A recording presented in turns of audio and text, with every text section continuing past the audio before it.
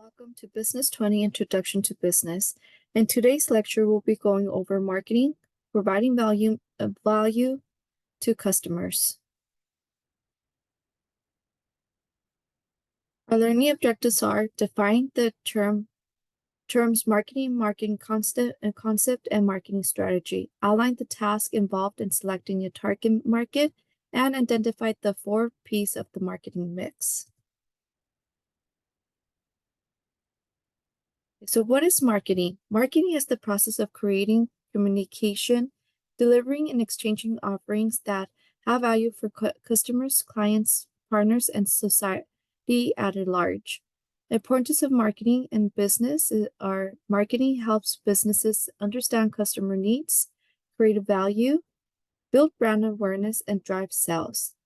The key objectives of marketing are to attract, retain, and satisfy customers while maximizing profitability. So why do companies do marketing? Marketing helps drive up sales. With the marketing activities, they generate leads, convert prospects into customers, and increase revenues. It helps build brand awareness. How many times have you been on your phone and you all of a sudden you get a pop-up or an ad of a product or a company that you haven't heard of? So effective marketing efforts raise brand visibility, recognition among target audiences. It fosters customer relationships. Marketing initiatives engage customers, build loyalty, and encourage repeat business. So the market concept is a business philosophy that emphasizes understanding and meeting customer needs as the primary way to achieve long-term success. According to the marketing concept, organizations should focus on researching what customers want and need, then design products, services, and marketing strategies that satisfy those needs better than competitors. This approach prioritizes customer satisfaction, customer relationships, and value creation over simply selling products. So first, you create customer orientation. So find out what your customers or potential customers' needs are. Then you create value proposition, which is communicating the unique benefits and value offered by a product or service. And then number 3 is relationship marketing. Build long-term mutual beneficial relationships with customers. Target market. A target market is a specific group of potential customers that a business aims to reach with its products or services. This group is selected based on shared characteristics such as demographics, such as age, gender, and income level, psychographics, which is the lifestyle, the values, and interest, geographic location, or behaviors such as one's purchasing habits or brand loyalty. By identifying a target market, businesses can tailor their marketing strategies, product offerings, and messaging to resonate more effectively with the people most likely to benefit from and purchase their offerings. So segmenting markets, it is identifying a target market is to divide the entire market into smaller portions. So we're looking at, as mentioned earlier, we're looking at the demographic segmentation, the geographic segmentation, behavioral segmentation, and the psychographic segmentation.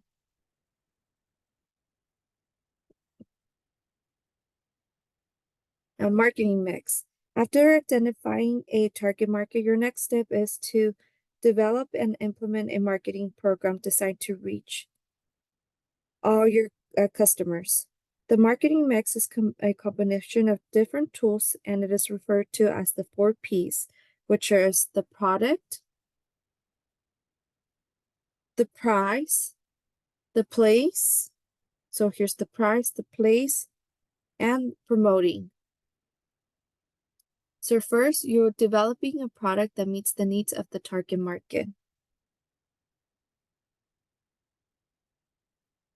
As in the product, you're looking at the features, design, quality, branding, and packaging.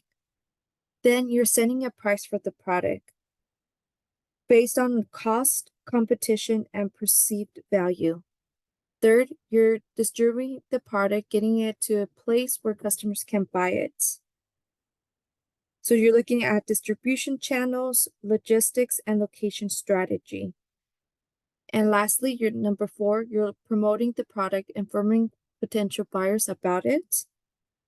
So you're doing this through advertising, sales promotion, public relations, and personal selling.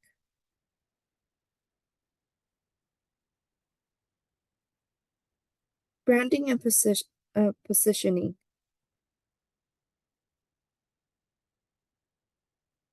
Branding and positioning are critical components of a company's marketing strategy aimed at creating a distinct identity and perception in the minds of consumers. Effective branding helps differentiate a company's product or services from competitors and fosters customer loyalty and trust. Positioning involves strategically positioning a brand in the marketplace to occupy a distinct and variable position relative to competitors. Why is branding important? Branding is more than just a logo or a name. It encompasses the entire customer experience and perception of a company. So if you go to McDonald's, what is their branding? It is the M. It is the Ronald McDonald's, the clown. If you go to In-N-Out, what is the characteristic or the branding? It is you know that there's an In-N-Out nearby, or the brand of it is the palm trees, the crossing palm trees. A strong brand creates emotional connections with consumers, driving a loyalty, repeat purchases, and positive word of mouth. Branding provides a competitive advantage by differentiating a company's offerings from competitors and establishing a unique value proposition. So why is positioning important? So positioning defines a brand is perceived relative to competitors in the minds of consumers. Having effective positioning helps establish a clear and compelling value proposition and resonates with the target market's needs and preferences. Positioning guides marketing strategies and communication efforts to ensure consistency and alignment with the desired brand and image.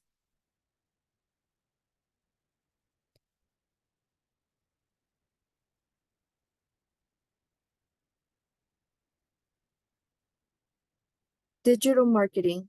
So the different digital marketing channels are social media, email marketing, such as search engines, optimizations, pay-per-click, PPC advertising. These are the ones that you could see on Instagram, on TikTok or Snapchat now, and on Facebook. Content marketing and influencer marketing.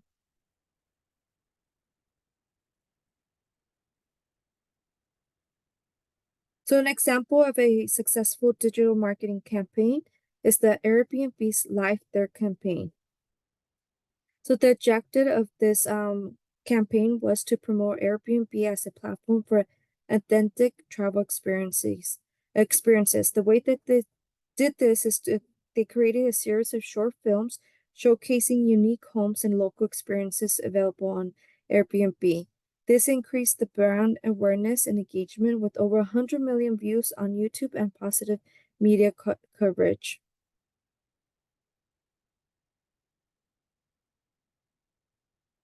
Now let's go on to benefits of digital marketing. It's cost effective. So if you have social media, for the most part, if you're just post on your social media's stories, or you post reels and you're interacting with your customers through your social media, it is free. However, when you're using the pay-per-click or the advertising content marketing, there or the influencer marketing, there will be a cost there. It is real time, you have real-time analytics and interactivity. This means that you're able to interact with different people online to get feedback, instant feedback of if your product is a good product or it's not, what can you change or what they'd like to see next. Now, another example of successful digital marketing campaign was the Coca-Cola Share Coke campaign. The objective of this campaign was to increase brand engagement and sales by personalizing Coke bottles.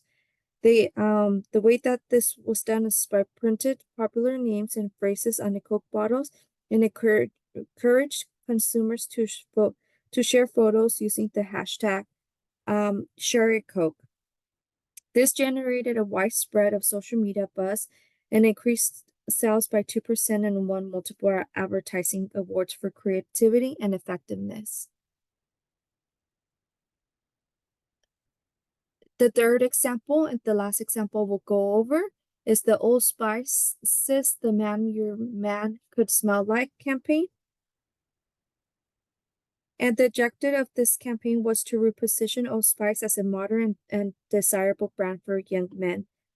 The way that they did this was they created humorous and viral videos featuring actor Asaya delivering witty monologues in various settings. This generated over 50 million views on YouTube and increased brand engagement and sales and revitalized the brand's image among younger consumers.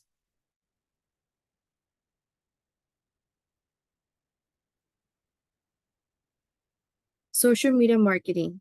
This creates brand awareness. It engages with customers and potential customers directly.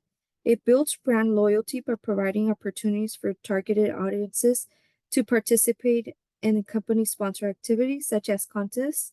It offers and publicizes incentives such as special discounts or coupons.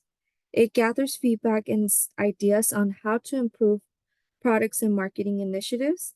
It allows customers to interact with each other and spread the word about a company's product or marketing initiatives. It takes advantage of low-cost marketing opportunities by being active on free social sites such as Facebook. It has a lower cost, and there's no one, and it's important to keep in mind that no one sits now through TV commercials. And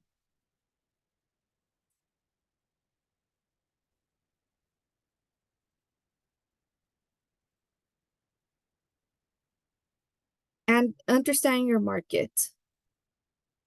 So to understand your market, you will need to do a marketing analysis, which can be time consuming and extensive, but it is important to get down at the beginning or when developing stage of a product or service is.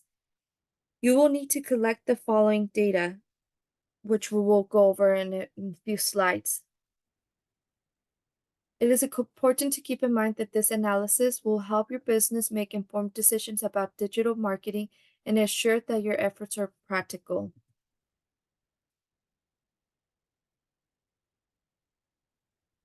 So market analysis. So the first data you'll be looking at is the market size, which refers to the total value or volume of a specific market in terms of sales, revenue, units sold, or other relevant metrics within a defined period. It provides a quantitative measure of the market scale and scope, indicating the total opportunity available to businesses operating within the market. Growth trends refers to the direction and magnitude of changes in a key metrics over time within a specific context, such as market, industry, or business. These trends provide valuable insights into the place and trajectory of development or expansion within the defined scope. So to get a breakdown of the growth growth trends, you're looking at the direction of change. So Whereas the growth tense indicates whether a particular metric is increasing, decreasing, or remaining stable over time. Positive growth trends suggest expansion or improvement, while negative trends may indicate contraction or decline.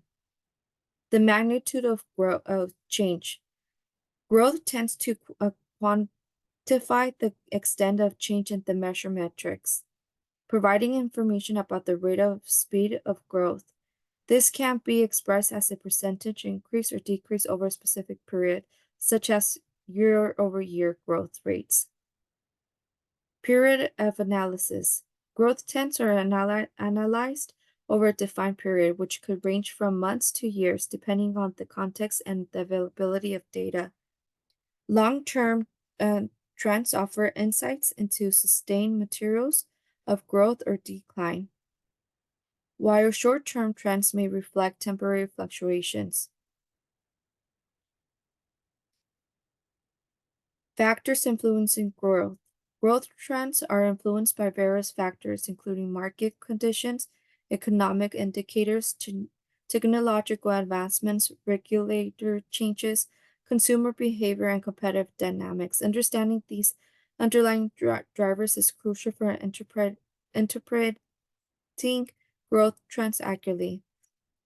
Forecasting future growth. By analyzing historical growth trends and identifying key drivers, analysis and decision makers can make informed projections about future growth prospects. Forecasting future growth helps businesses anticipate market opportunities, plan strategic initiatives, and mitigate potential risk. Market segmentation. This breaks down the market into segments based on demographic, psychographic, geographic, and behavior. By identifying key segments relevant to your product or service and discussing the characteristics and needs of each segments.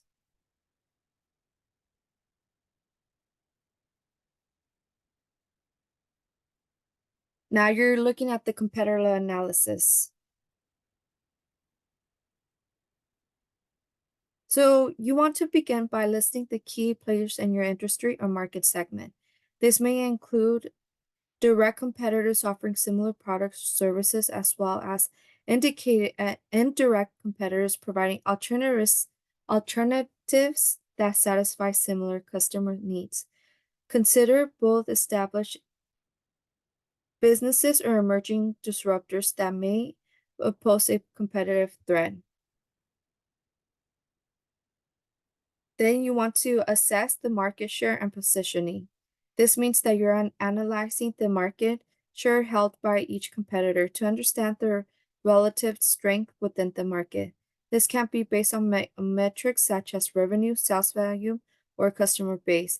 Evaluate how competitors position themselves in the market and differentiate their offerings. This includes factors such as pricing strategy, product features, branding, distribution channels, and customer services. Then you're looking at the strengths and weaknesses. Identify the strengths and weaknesses of each competitor. Strengths may include unique product features, strong product recognition, extensive distribution networks, or superior customer service. Conversely, weaknesses could include product deficiencies, limited market presence, poor customer satisfaction, or vulnerabilities in their business model. Then you want to analyze competitive strategies. Examine the strategies employed by competitors to gain competitive advantage.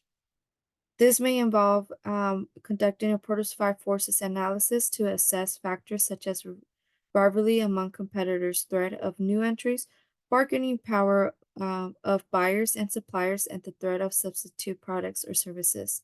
Evaluate how competitors respond or to market changes such as new technological innovations, regulator developments, or shifts in consumer preferences.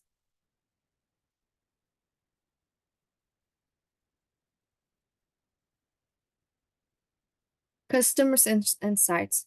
Share insights gathered from customers' research. So this is by either using your social media, by requesting a completing this, having some customers complete a survey, then discuss preferences, pain points, and behavior patterns to either improve or create a new product or service. Use customers' personas or case studies to illustrate your points.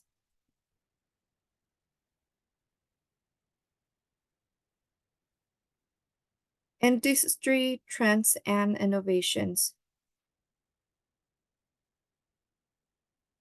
Begin by identifying the prevailing trends that are influencing your industry. This could include technological advances, shifts in consumer behavior, changes in regulatory policies, or macroeconomic factors. Some examples of emerging innovations or initiatives or technologies. This is explore the roles of technology in driving innovation within your industry. This may include advancements in artificial intelligence, machine learning, automation, or Internet of Things, blockchains, or anything else related to technology in your industry. Discuss how these technologies are being leveraged by industry players to improve the products or the services and operations, as well as to create new business models and revenue streams.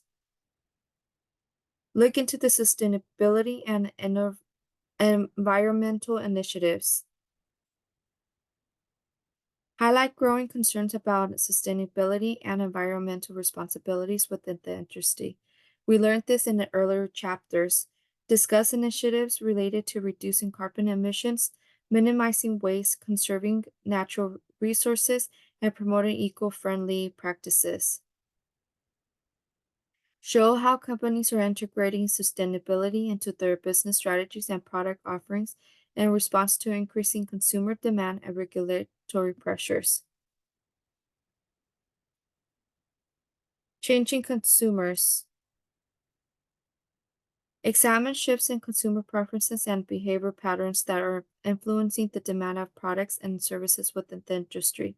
These may include preferences for ethically sourced products, personalized experiences, convenience, or health and wellness. Discuss how companies are adapting their marketing strategies, product development efforts, and customer service approaches to meet evolving consumer needs.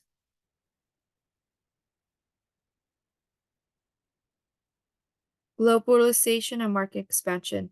Discuss the impact of globalization on the industry, including the expansion of markets, supply chains, and competition across borders. Highlight opportunities and challenges associated with entering new international markets, navigating cultural differences, and addressing regulatory complexities. They create a SWOT analysis. So a SWOT analysis is a framework used to evaluate a company's competitive positioning and develop a strategic planning. Within the SWOT analysis, you're assessing internal and external factors, as well as current and future potentials.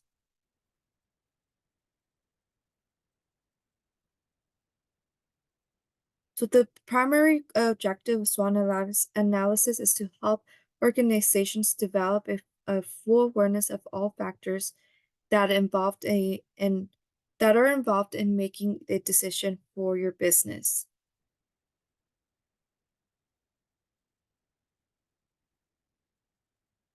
In 1960s, Albert Humphrey of the Stanford Research Institute created this method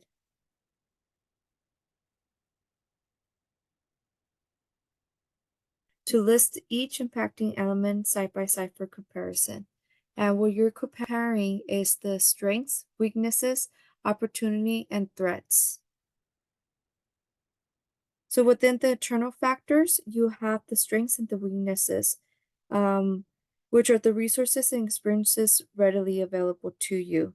So some of the common internal factors are the financial resources, so such as funding, sources of income and investment, of opportunities. What are your physical resources, such as your location, the facilities and equipment?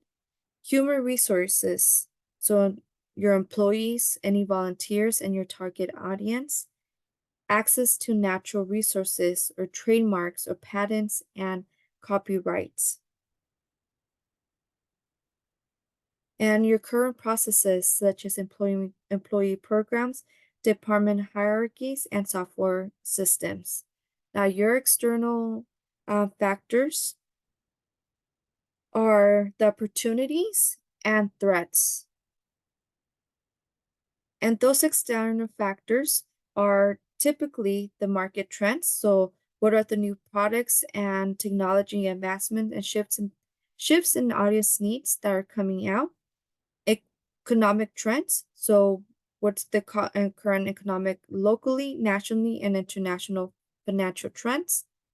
Funding, such as your donations, legislation, legislature, and other sources. The demographics, relationships with suppliers and partners, and political, environmental, and economic regulations. So all of these are external and you have no control over. So after you conduct your SWOT analysis, you will need to come up with some recommendations and strategies based on your results. So what should you improve in your business or your product um, to be the best product or business out there before you launch it?